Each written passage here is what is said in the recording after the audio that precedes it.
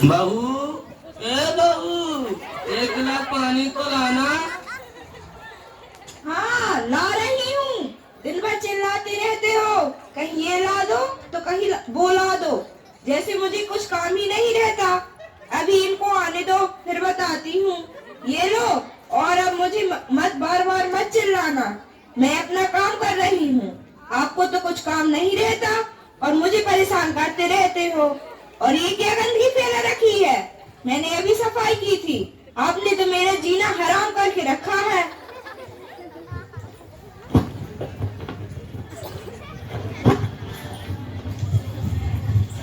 अरे क्या हुआ? क्यों इतना गुस्सा दिखा रही हो? आज तुम्हारा मूड क्यों ऑफ है? किसी ने कुछ कहा है क्या? और कौन कहेगा? तुम्हारे बाबूजी दिन ब दिन मेरा जीना हराम करते रहते हैं। आज ही देख लो, मैंने रूम की सफाई की थी और उन्होंने सारा रूम गंदा कर दिया। मैं तो बहुत परेशान हो चुकी हूँ इनकी हरकतों से, और मैं अब इन्हें नहीं झेलने वाली। तुम इन्हें वृद्धाश्रम छोड़ाओ, इनके कारण मैं अपनी लाइफ अच्छे से नहीं जी पा रही हूँ। अरे पर मेरी बात तो सुनो, ऐसा करने पर लोग क्या कहेंगे कि एक बूढ़े पिता का खर्चा ही नहीं उठाया गया तो वृद्धाश्रम में छोड़ दिया। और क्या तुम्हें याद नहीं है कि माँ ने जाते समय क्या कहा था कि बाबूजी का ध्यान रखना? मैं कुछ नहीं जानती, पर अब मैं इन्हें नहीं झेलने वाली। तुम भी संभालो अपने पिता को। पर क्या आप नहीं जानते कि हमारा ही तो इतना खर्चा है, और ऊपर से इनका खर्चा उठाना? अब आप ही सोच लो कि क्या करना है। शायद तुम ठीक कह रही हो, तुम चिंता मत करो, मैं देखता हूँ अभी इनको। बेटा, तुम आ गए। ये तुम क्या कर रहे हो और इतनी गंदगी क्यों फैला रखी है? तुम्हें समझ में नहीं आता कि वो सारा दिन घर का काम कर कर के थक जाती है और तुम उसको परेशान करते रहते हैं। बेटा, आज मौनी अमावस्या है। मैं हर मौनी अमावस्या को नर्मदा जी स्नान करने जाता हूँ। अब उम्र ज्यादा हो चुकी है, इसलिए मैं अकेले बाहर नहीं जा सकता हूँ। क्या तुम मुझे नर्मदा जी ले जाओगे? हाँ, शाम को मुझे मंदिर भी जाना है, ले जाओगे? ओ प्लीज, मुझे तुम्हारे इन फालतू के कामों के लिए टाइम नहीं है। ऑलरेडी मुझे ऑफिस में इतना काम रहता है। और क्या कहा तुमने कि तुम अकेले कहीं बाहर नहीं आ जा सकते? तो ठीक है, अब से तुम्हें घर के बाहर जाने की कोई जरूरत नहीं है। तुम अब अपने रूम में ही रहोगे। सबको परेशान करके रखा है तुमने। अब से तुम्हारा खाना पीना सब कमरे में ही होगा। चलो आज की रात इस घर में रुक लो, कल मैं तुम्हें वृद्धाश्रम में छोड़ आऊंगा।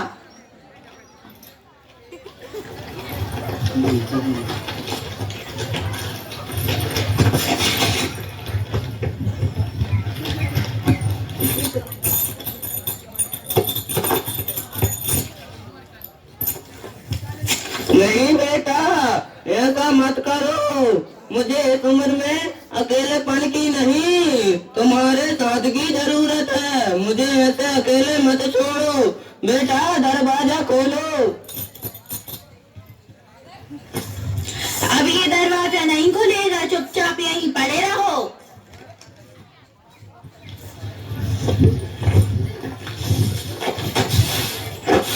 अरे आज तो बहुत शांति है घर में, क्या बात हो गई? क्या बाबूजी नहीं उठे अभी तक? वो तो रोज अब तक उठ जाते थे, पर आज क्या हुआ? अच्छा तो है, कम से कम घर में शांति तो है। मैं तुम्हारे लिए चाय बना देती हूँ। मैं देख कर आता हूँ कि बाबूजी क्यों नहीं उठे अभी तक। हाँ हाँ जाओ, तुम्हें तो बहुत फिक्र है ना अपने पिता की।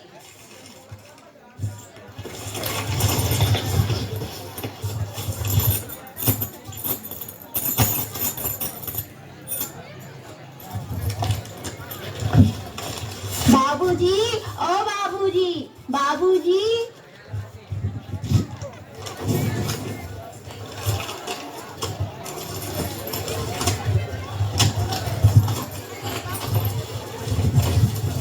अरे ओ सुनती हो, जरा यहाँ आना।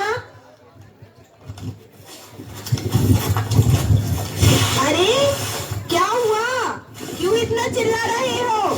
तुम्हारे बाबूजी क्या कम थे जो अब तुम भी मुझे परेशान करने लगे? देखो ना, बाबूजी उठ ही नहीं रहे हैं। अब कौन सा नया नाटक है ये इनका? कहीं इन्हें कुछ हो तो नहीं गया? चलो अच्छा ही है, एक बलाई तो कम हुई। वो तो सब ठीक है, अब इनकी खबर तो सबको देनी पड़ेगी, पर किसी को ये पता नहीं चलना चाहिए कि हमने इनको कमरे में बंद कर दिया था और कुछ खाने पीने को नहीं दिया था, जिससे इनकी मौत हो गई। जी तुम सही कह रहे हो। चलो इनकी अंतिम संस्कार की तैयारी करते हैं।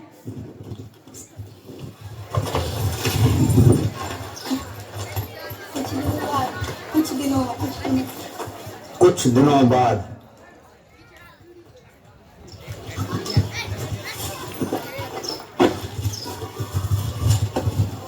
अरे ओ सुनती हो, जरा यहाँ आना। देखो अपनी पड़ोसन सुनीता बबीता आई है। हाँ आ रही हूँ।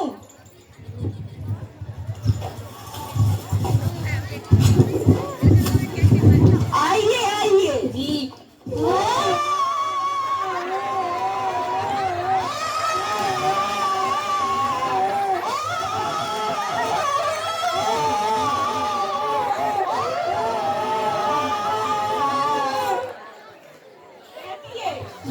बैठिए।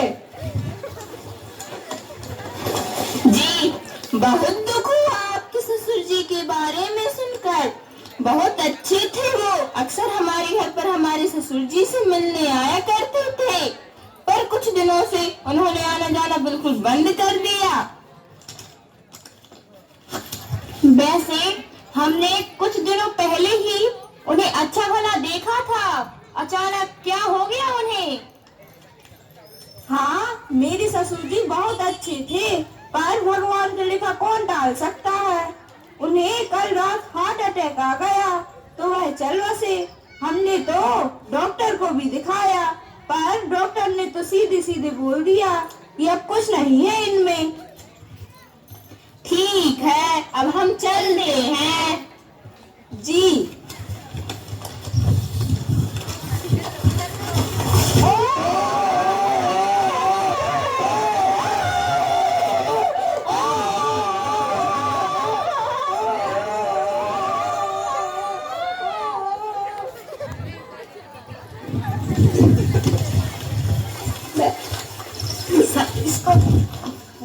अरे तुम्हें पता है क्या, इनके ससुर की मौत हार्ट अटैक से नहीं हुई है। अच्छा, बल्कि इनके बुरे व्यवहार के कारण हुई है। हाँ बहुत गलत किया इन लोगों ने उन बुजुर्ग के साथ। हाँ हाँ बहुत गलत किया।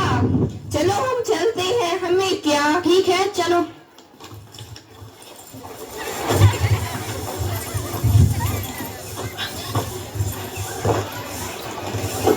सुनो ना, आप क्या कर रहे हो?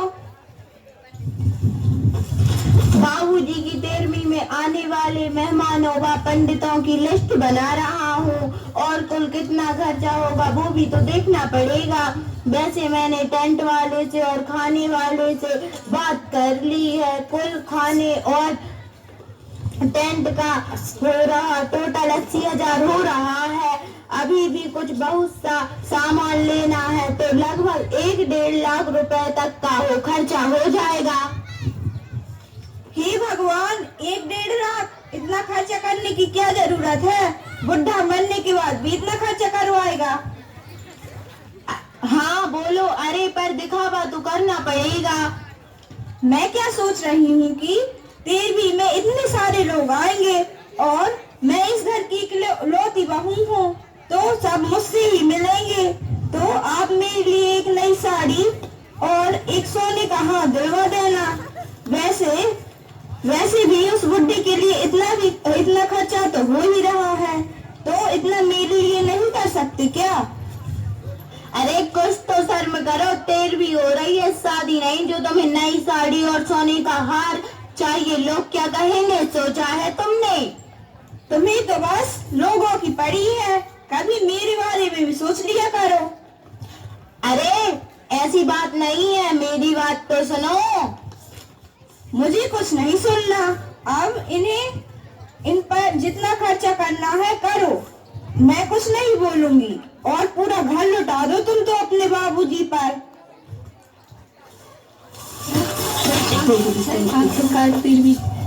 आखिरकार 13वीं का दिन आ गया। पंडित जी आ जाते हैं।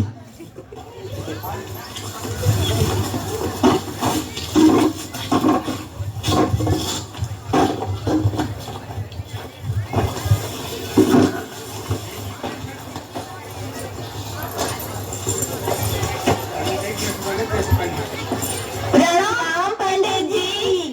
खुश रहो खुश रहो। आइए बैठिए पंडित जी, आइए।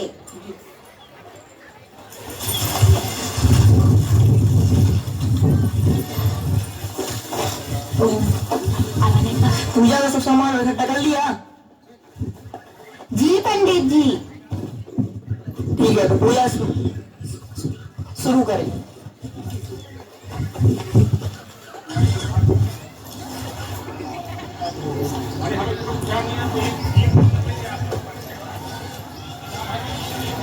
आइए आइए जी। प्रणाम पंडित जी। खुश रहो, प्रसन्न रहो।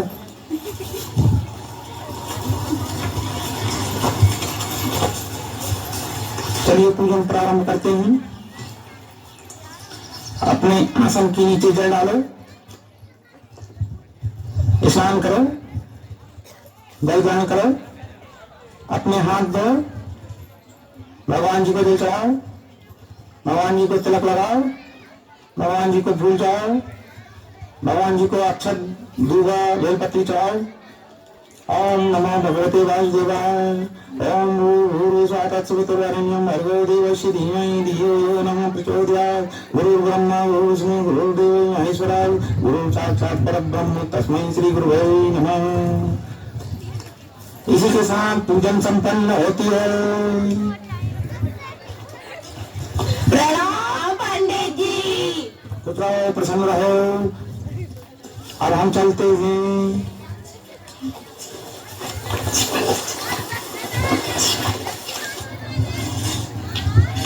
ये लो सभी तक बबीता, प्रसाद ग्रहण करते जाओ। जी।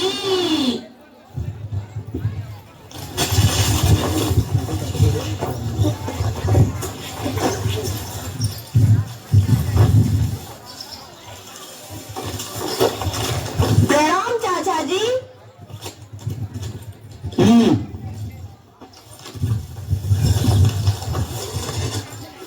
वाह बेटा वाह, वो सेवा की है तुमने अपने पिता की।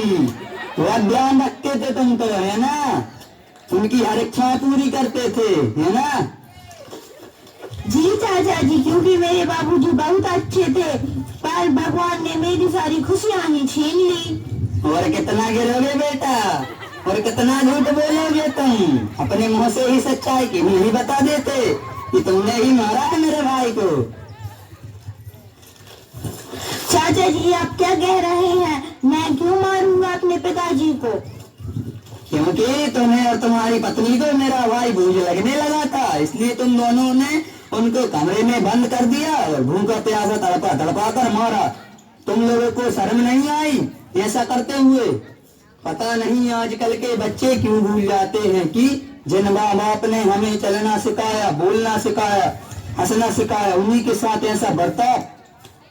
जिन माँ बाप का बच्चों का बुढ़ापे में सहारा बनना चाहिए, वही बच्चे उन्हें वृद्धाश्रम छोड़कर उनसे छुटकारा पाना चाहते हैं। जो माँ बाप बचपन से ही बच्चों की हर ख्वाहिश पूरी करने में अपनी जान तक लगा देते हैं, वही बच्चे बुढ़ापे में उन्हें पानी देने में भी सोचते हैं।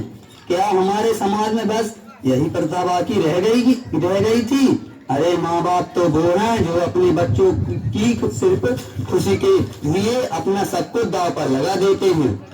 भाई दूसरी ओर बच्चे अपनी छोटी सी खुशियों के लिए और दूसरों को खुश करने के लिए माँ बाप की आंखों में आंसू लाते हैं।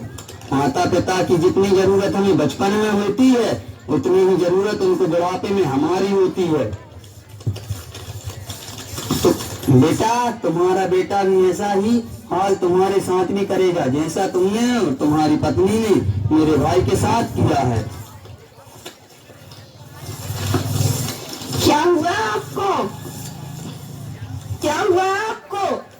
चाचा जी, हमने तो यह सोचा ही नहीं कि हमारे बच्चे भी को क्या सीख देंगे हमसे बहुत बड़ी गलती हो गई, हमें माफ कर दो। बेटा मैं क्या होता हूँ माफ करने वाला, इसकी सजा तो तुम्हें अब भगवान ही देंगे।